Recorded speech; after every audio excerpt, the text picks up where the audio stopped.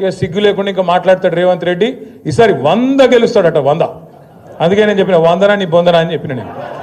నిజంగా కూడా ఇప్పుడు మరి ఆయనకు నాకు ఇట్లా మాట్లాడేది ఇష్టం ఉండదు నిజానికి, కానీ ఆయనకు ఆయన భాషనే అర్థమవుతుంది.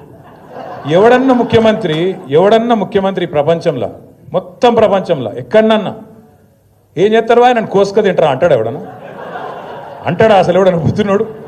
ఎవడన్నా ముఖ్యమంత్రి ఢిల్లీకి పోతే నేను దొంగను చూసినట్టు చూస్తున్నారు, చెప్పులు ఎత్తుకపోతాడేమో అని చెప్పి అపాయింట్మెంట్ ఇస్తలేరని చెప్పినోడు ఎవడు ఉన్నాడు ఇదివరకు? అందుకే నేను అన్నా, ఉత్తగానే అంటలేను, ఉత్తగానే ఆయన తిట్టాలనే నోటి తీటతో అంటలేను. ఎన్టీ రామారావుని చూసినాం, చంద్రబాబు నాయుడిని చూసినాం, రాజశేఖర రెడ్డిని చూసినాం, రోషయ్య గారిని చూసినాం, కేసీఆర్ గారిని చూసినాం, ఇవాళ ఈయన చూసినాక ఏమనిపిస్తుంది మరి?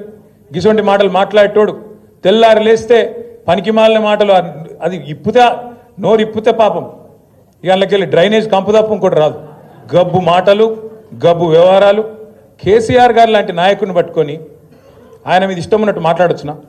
తెలంగాణ తెచ్చిన వ్యక్తి ఇవ్వాలని వాడు కూర్చున్నావు అంటేనే, ఆ కుర్చీలో కూర్చునే భాగ్యం నీకు వచ్చిందంటేనే దానికి కారణం కేసీఆర్ అన్న ఆయన అని నేను గుర్తు చేస్తా ఉన్నా. కేసీఆరే లేకపోతే, టీఆర్ఎస్ఏ లేకపోతే, గులాబీ జెండానే ఎగరకపోతే తెలంగాణ వస్తుండేనా? అది తెలియదా రేవంత్ రెడ్డికి? ఇలా పని చేసిపోయినట్టే కదా హరీష్ అన్న కింద మన జీవన్ లెక్క ఆయన కూడా శిష్యుడుండే. హరీష్ అన్న మంత్రి అయిన రోజు డ్యాన్సులు కూడా చేసిండు ఇక్కడనే. ఇలా ఆయన పెద్ద పోటుగాని లెక్క హరీష్ రావు నువ్వు ఇట్లా అట్లా అని నోటికి వచ్చినట్టు మాట్లాడతాడు. నేనేమంటున్నా అంటే అధికారం రాగానే ఎగిరెగిరి పడితే మేము కూడా ఉన్నాం 10 ఏళ్ళు మంత్రులుగా, కానీ ఎప్పుడు కిషన్ పనులు చేయలేదు కదా, ఇంత లేఖిగా మాట్లాడలే కదా.